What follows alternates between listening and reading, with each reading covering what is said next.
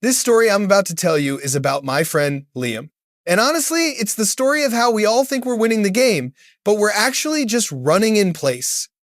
It all starts on a Saturday morning, one of those perfect Saturdays where the sun is just trying too hard to be cheerful. Liam was attempting to make pancakes. He had the batter ready, the skillet warming up, he's humming a little tune, everything is smooth, right? Then the chaos starts. He reaches into the cupboard for the maple syrup. There are 3 bottles. One's that fancy, dark amber stuff he bought because it was on sale last year. Another is the cheap stuff from the big box store. And the third one? It's half empty, sticky around the edges, probably ancient. He opens the pantry to grab the flour. Nope, not 1 bag. There are 4 bags. One's brand new, one's opened and taped shut, probably stale. One is a tiny bit left over from the Thanksgiving baking project, and 1 bag is actually cornstarch, but he grabbed it by mistake because the labels are all faded. This is Liam's life. It wasn't about not having enough money. Not really. It was about having too much stuff that he didn't need, didn't use, and frankly couldn't even keep track of. He finally makes his pancakes using the slightly clumpy batter and sits down to eat. As he's chewing, his phone buzzes. It's his credit card statement alert. He closes his eyes for a second. "Just look at it, Liam," he mutters to himself like talking to a kid. "Just look at the damage." He opens the app. The total balance stared back at him, fat and happy. It wasn't one big splurge, it was hundreds of tiny little "I deserve this" purchases, all adding up to a mountain of payments he was making slowly, painfully. That Saturday morning, staring at those 3 bottles of syrup, was when the slow motion crash really started to hit him. Liam was a smart guy. He had a good job in marketing, he made decent money, and for the longest time, he believed the big lie we all get sold, that prosperity means a full garage, a bulging closet, and a pantry that looks like a small grocery store exploded. He followed the script. See it, want it, buy it. If a friend had a new espresso machine, Liam needed one. Not because his old one was broken, it worked fine, but because this new one felt more aspirational. If a company had a buy 2 get 1 free deal on something he used once a year, like specialized power tools, he bought 3. Why? Because it felt like leaving money on the table if he didn't take the deal. His house was the physical manifestation of this mindset. Every surface was covered, there were charging cables tangled up in a drawer like metallic spaghetti. There were 6 different kinds of mustard in the fridge door. He had 3 perfectly good winter coats, but he bought a 4th because the color was on trend last fall. The feeling, at first, was amazing. Walking into a store, flashing his card, walking out with bags, it felt like power. It felt like success. Like he was winning the measuring contest against everyone else. But the feeling never lasted past the drive home. Once the excitement wore off, the stuff became homework. Think about it. Every single thing Liam owned required something from him. The electronics needed updates and charging. The clothes needed organizing and washing. The power tools needed space in the garage, which meant moving the dusty camping gear, which meant finding the box of old tax returns that were supposed to be filed 3 years ago. It was exhausting. Liam didn't have more free time, he had more maintenance time. He'd look at his calendar. Friday night, he wasn't relaxing. He was trying to figure out where the spare HDMI cable was because the TV was acting up, or he was trying to return something he bought online a month ago, realizing the return window had just slammed shut. Then came the money stress. The stuff itself wasn't the killer, it was the financing of the stuff. He carried 3 credit cards. They weren't maxed out, but they were always hovering around 70% capacity. His minimum payments alone were eating up almost $800 a month. And that wasn't even touching the interest, which felt like paying rent on things he'd already used and forgotten. If he wanted to save for a down payment on a place, something he genuinely wanted, that $800 commitment felt like a concrete wall in front of him. He was rich in objects, but poor in options. That was the paradox hitting him square in the jaw. He was living a life that looked like abundance on the surface, but underneath, he was stressed, indebted, and constantly busy managing his possessions. The real wake-up call came during a trip to the dentist. Not for a cavity, but for a mandatory cleaning. The hygienist, Brenda, a sweet older woman, was chatting away while she worked. She asked Liam what he was up to this summer. Liam, trying to sound enthusiastic, started describing this elaborate backyard renovation he was planning. "Yeah, I just bought this huge new grill, 7 burners, side smoker, and I need to build a proper deck for it. I'm ordering the wood next week." Brenda paused her scraping. She looked over at him, not judging, just observing. That sounds like a lot of work, Liam. He laughed it off. Well, you gotta enjoy what you earn, right? She smiled gently. Or maybe, she said quietly, you gotta enjoy what you keep. That line stuck with him like chewing gum on a hot sidewalk.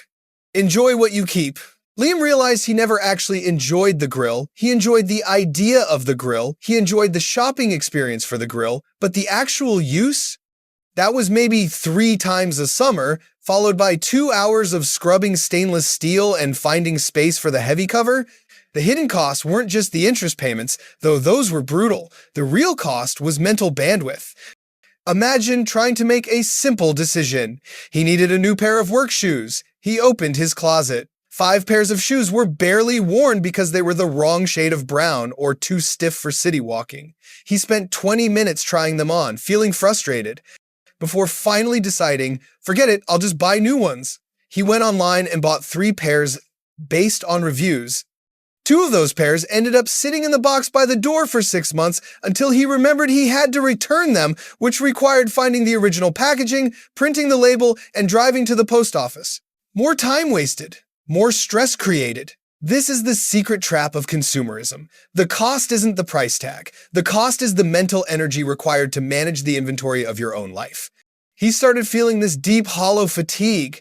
He was always chasing the next thing to fill the gap, but the gap wasn't empty space. It was clogged with unused stuff.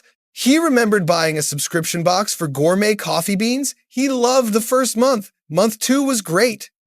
By month 4, he was so overwhelmed with half-used bags of expensive beans that he was just throwing the new ones in the back of the cupboard, letting them get stale. He was literally paying money every month to throw money away. He tried to declutter once, aiming for that clean, minimalist look he saw online. He dragged 3 garbage bags of clothes to Goodwill. He felt lighter for about 48 hours. Then, he needed a specific gray sweater for an unexpected chilly evening, couldn't find it, and panicked. He immediately ordered a replacement online using rush shipping. He hadn't solved the problem. He had just temporarily cleared a shelf. The underlying craving for more options remained untouched. The scarcity he truly felt wasn't a lack of things. It was a scarcity of peace, a scarcity of clear focus, and a scarcity of actual usable free time. One Sunday, his mom called. She was downsizing her house, getting rid of a lifetime of memories and objects. She sounded tired, but strangely peaceful. Liam, she said, your father and I realized we spent the last 20 years maintaining our things instead of enjoying each other. We're giving away the heavy dining set. We just want to sit at the kitchen table and talk. That hit Liam hard. Maintaining our things. He decided to try something radical, something that went against every marketing message he'd ever absorbed. He decided to enforce artificial scarcity.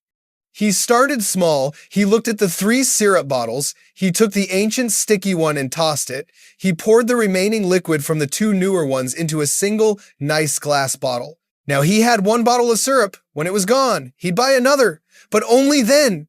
He did the same with the coffee mugs. He loved mugs, but he only used 4 patterns consistently. Everything else went into a box marked Lending Library for guests. If a guest didn't use a mug, it went back to Goodwill. The hardest part was the debt. He knew he couldn't tackle the principal until he cut the bleeding. He looked at his subscriptions, the streaming services he never watched, the premium software he forgot he installed, the 3 different fitness apps. He canceled everything except the one service he used daily. That saved him about $90 a month right there. Then came the big one, the impulse buys. He imposed a 30-day waiting rule on any non-essential purchase over $50. If he saw a new gadget or a cool jacket, he'd put the link in a special maybe later folder. The first month was agony. He almost bought a noise-canceling headset because he saw an ad that promised total focus. He checked the folder on day 29. He still wanted it. On day 30, he clicked the link, paused, and thought, will this solve my problem or just add to my inventory? He closed the tab. He didn't buy it. 2 months later, he realized his anxiety level around money had dropped significantly. Why? Because there were fewer things demanding his attention, fewer minimum payments due, and fewer boxes that needed unpacking. He started noticing things he'd been blind to while chasing stuff. He noticed the way the afternoon light hit his living room wall. He started reading books instead of just buying them for the shelf. He used his actual vacation time to visit his sister instead of spending the weekend building the expensive new grill deck he'd been planning. The strange thing was, by restricting his options, his satisfaction actually increased. When he finally did buy a new item, say a really nice functional pair of walking shoes, he used them until they wore out. He appreciated them fully because he knew he had consciously chosen that one perfect item out of many potential ones. His finances started looking better too. By funneling that $800 from minimum payments directly toward the highest interest card, the debt monster started shrinking, not just staying fat on interest payments. He felt control for the first time in years. Liam wasn't rich in things anymore. He was rich in time, rich in low stress, and slowly but surely, rich in actual savings that he could direct towards something meaningful, like a down payment. He had traded the illusion of endless accumulation for the reality of intentional living. He stopped trying to fill his space and started trying to fill his life. The financial lesson. True prosperity isn't about having more stuff. It's about reducing the things that cost you time, stress, and money, allowing you to focus resources on what genuinely brings you peace,